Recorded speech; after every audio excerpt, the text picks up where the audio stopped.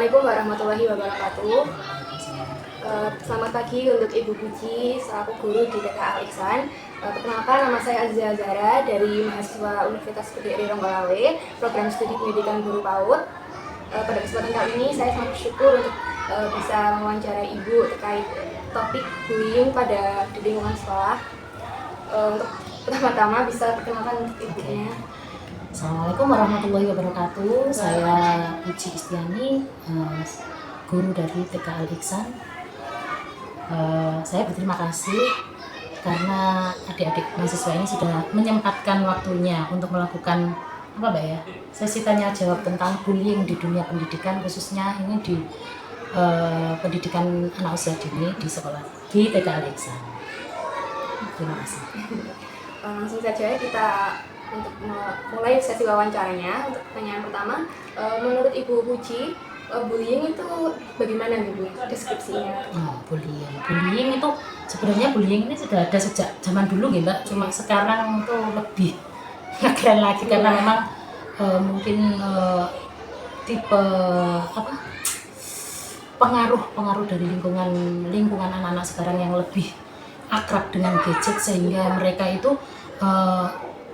masih kecil dan tidak bisa menyaring sebenarnya apa yang mereka lihat, apa yang mereka mereka itu tidak bisa memahami informasi-informasi yang disampaikan oleh gadget, dan terjadi bullying itu semacam perundungan atau sikap agresif anak itu. Jadi dia itu merasa lebih kuat dan ingin menunjukkan siapa saya, seperti itu sebenarnya ya bullying.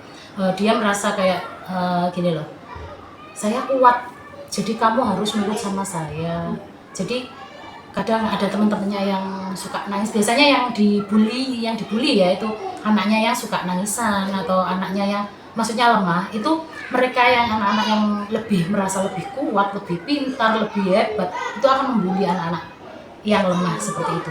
Jadi sebenarnya itu mereka anak-anak kecil kan semuanya polos Mbak. Jadi kita sebagai orang tua itu harus pinter-pinter memberi gadget ke anak-anak itu, ya dengan itu menyaring dan menjelaskan kepada anak-anak bahwa informasi yang mereka dapatkan dari gadget itu harus benar-benar disaring dan tidak boleh ditiru jika itu tidak baik, seperti itu.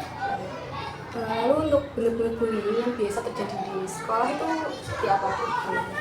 Banyak sekali sebenarnya bullying itu ya di anak-anak, tapi saya yakin mereka itu tidak sepenuhnya sadar, tidak sepenuhnya mereka tuh mengerti bahwa itu bullying, bahwa itu sebenarnya nggak boleh seperti itu.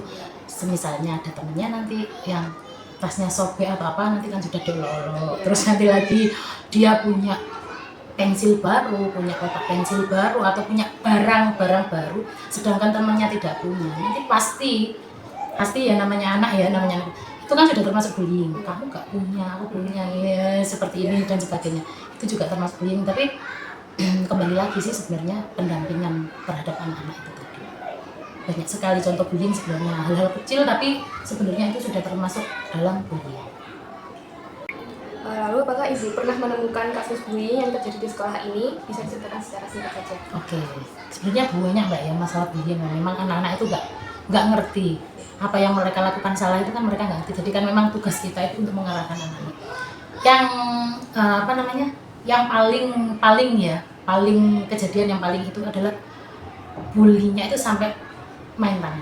Ya itu ya pernah ada namanya anak kecil mungkin dia nggak tahu, dilihat dari TV atau dari apa itu, mereka memukul temennya dan yang lainnya itu hanya melihat saja, dan sampai akhirnya si anak pernah sampai nggak mau masuk sekolah karena dia trauma, dipukul temannya. Terus teman-teman di saat itu bu gurunya pas lagi ngajar di depan gini ya, gurunya lagi ngajar baca sama ngaji, di belakang baku hantam sampai ada temennya yang lainnya. Terus bu gurunya itu habis itu anaknya sampai trauma, nggak mau itu. Dan yang membuli pun ini dia nggak merasa bersalah karena dia ditanya sama gurunya, kenapa Mas sampai memukul temennya. Itu ternyata ya itu pengaruh lingkungan dan pengaruh gadget saat ini yang membuat benar-benar anak-anak itu meniru, tidak ada saringan sama sekali. Lalu bagaimana reaksi dan langkah yang dilakukan oleh guru saat melihat bullying? Kita nggak bisa itu Mbak ya, ibaratnya apa, memukul rata semua anak-anak seperti itu nggak bisa. Jadi kita benar-benar apa, yang membuli dan yang dibully itu kita dudukkan sama-sama. Sebenarnya apa yang terjadi sampai, maksudnya perkaranya apa kok sampai bisa seperti itu. Dan kita nggak bisa langsung menyalahkan yang memukul saja, atau kita apa, ya memang harus kita melindungi anak yang tersakiti ini tadi ya, yang dibully, tapi kan kita ada pertanyaan di situ, kenapa sampai kamu memukul temanmu seperti itu? Ternyata sebelum dibully itu tadi si anaknya ini sudah mengganggu. Jadi kita sebagai guru nggak bisa langsung memukul sama rata anak ini, kalau kamu salah kamu gini enggak, kita dudukkan dulu, dibicarakan dulu sama-sama, setelah itu meminta anak yang memukul ini tadi minta maaf, dan juga yang dipukul tadi juga minta maaf. Karena anak-anak itu adalah apa nih, manusia yang paling gampang memaafkan adalah anak-anak. Karena nanti kalau kita membesarkan masalah ini seperti ini, kita masih gimana gitu, anak-anaknya sudah mainan lagi, jadi sudah lupa lagi apa yang terjadi. Dan kita sebagai guru juga harus menginformasikan kepada orang tua bahwa tadi ada kejadian seperti ini, anak-anak seperti ini, dan alhamdulillah sampai saat ini orang tua juga bisa memahami memang dunia anak-anak seperti itu, dan kita sebagai guru dan juga orang tua harus benar-benar mengawasi anak-anak, benar-benar memberikan pengetahuan tentang bahwa bullying itu jangan, meskipun itu hanya mengolok, itu kan juga termasuk bullying. Jadi harus kita pintar-pintar saja sebagai orang tua dan juga sebagai guru memberikan informasi kepada anak-anak. Lalu apakah guru itu mendapatkan pelatihan khusus untuk menangani bullying?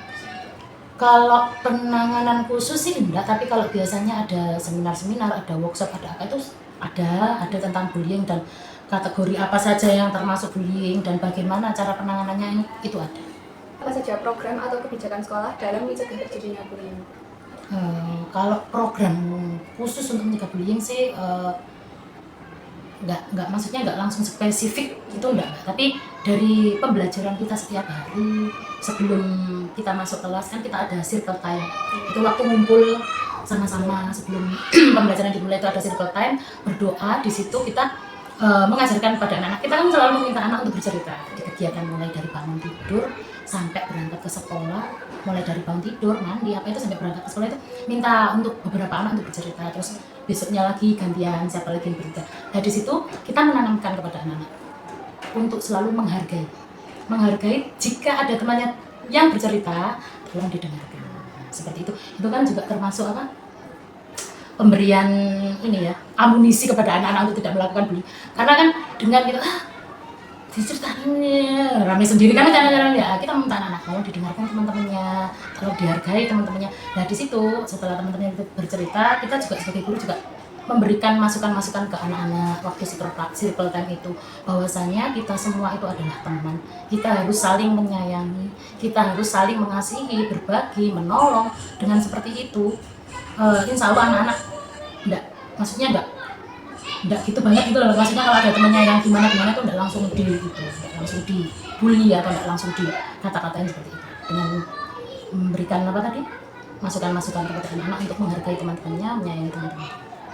Lalu seberapa besar peran guru dalam menciptakan lingkungan yang aman dan nyaman bagi? Sangat besar sekali, karena di sekolah itu kan guru itu sebagai orang tua kedua setelah orang tua. Jadi tanggung jawabnya guru di sekolah ini ya benar-benar seperti orang tua, harus melindungi, menyayangi, mengayomi, dan menjaga anak-anak supaya mereka semua nyaman, aman berada di sekolah, membuat mereka betah tinggal di sekolah.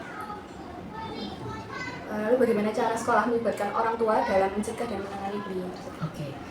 Kalau di sini kita kan ada pertemuan rutin itu setiap 1 bulan sekali. Selain membahas tentang kegiatan-kegiatan sekolah, di situ biasanya juga kepala sekolah ataupun guru-guru juga menyampaikan kepada mama-mama, kepada orang tua itu bahwa pendidikan anak-anak itu bukan sepenuhnya dilibatkan kepada guru, karena kita di sekolah cuma berapa jam, 3-4 jam. Sedangkan 20 jamnya ini kan di rumah sama orang tua. Jadi terbanyaknya kan sama orang tua, di sekolah cuma berapa jam saja nih. Jadi peran orang tua itu sangat penting dan sangat berpengaruh kepada anak-anak. Ya memang kalau orang tuanya kan selalu bilang, kalau sama bu gurunya dibilangin apa saja nurut, tapi kalau di rumah sama orang tuanya tidak nurut. Tapi iya memang, tapi pembiasaan itu, kebiasaan baik yang disampaikan, yang diberikan oleh orang tuanya di rumah itu secara tidak langsung nanti juga akan terbawa anak-anaknya di sekolah seperti itu. Lalu apakah anak-anak usia dini ini diajarkan tentang anti bullying? Jika ini itu bagaimana pendekatannya? Iya, ya diajarkan dengan tadi, misalkan kayak apa? Pertama tadi kayak dengan tidak meremehkan teman-temannya, tidak meremehkan dalam arti apa? Ketika ada temannya yang bercerita, kita mendengarkan, diminta untuk menyimak, untuk menghargai, coba dihargai dulu teman-temannya yang mau bercerita tentang kegiatannya mulai bangun pagi sampai mau berangkat sekolah. Dengan seperti itu kan mereka gini, iya ya mereka semua teman saya. Kita harus saling sayang, kita harus saling support, kita harus saling menjaga agar itu tadi jadi apa, kedekatan anak-anak ini loh Mbak, kedekatan anak-anak itu sama temennya itu kan jadi lebih erat. Dengan seperti itu kan kadang kalau mau bully, kalau mau apa, janganlah ini temanku, jadi gak jadi kayak gitu. Jadi ya itu pinter-pinter kita aja untuk memotivasi apa, memberikan motivasi kepada anak-anak, memberikan apa, masukan-masukan kepada anak-anak bahwa kita semua itu teman, kita semua makhluk Tuhan, harus saling menyayangi. Lalu apa tantangan terbesar yang Ibu hadapi dalam menangani isu bullying di sekolah? Oke, tantangan terbesarnya yaitu sebenarnya selain dari anak-anak juga biasanya dari orang tua. Karena biasanya itu kan kalau anaknya melakukan pembulian di sekolah, terus kita kan selalu memberikan informasi kepada orang tuanya. Nah di situ kadang itu orang tuanya itu merasa anaknya nggak mau disalahkan. Nah ya biasanya kan seperti itu. Kadang kita memberikan informasi yang benar bahwa tadi anaknya melakukan pembulian terhadap temannya sampai seperti ini.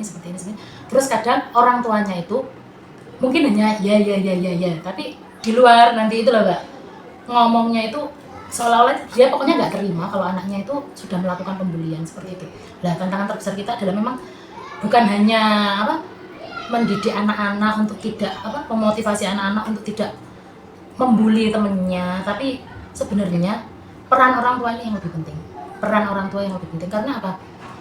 Kalau dilihat dari zaman sekarang Mbak ya, orang tua itu kan biasanya ya kalau anaknya dikasih gadget gitu aja, tanpa memikirkan efeknya nanti seperti apa. Padahal contoh-contoh bullying itu paling banyak terbesar ya dari gadget ini. Mereka kan melihat, ada yang tonjok-tonjokan, ada yang tahu sendiri kan di apa, kayak di TikTok, kayak di Reels itu kan ada yang apa, tindakan-tindakan yang anak kecil itu sebenarnya nggak tahu kalau itu yang dilakukan itu bahaya, itu yang dilakukan itu termasuk bully, termasuk tindakan yang sangat tidak baik. Tapi yang namanya anak kecil itu tadi ya itu ya tidak bisa menyaring apa informasi yang dia dapat lah.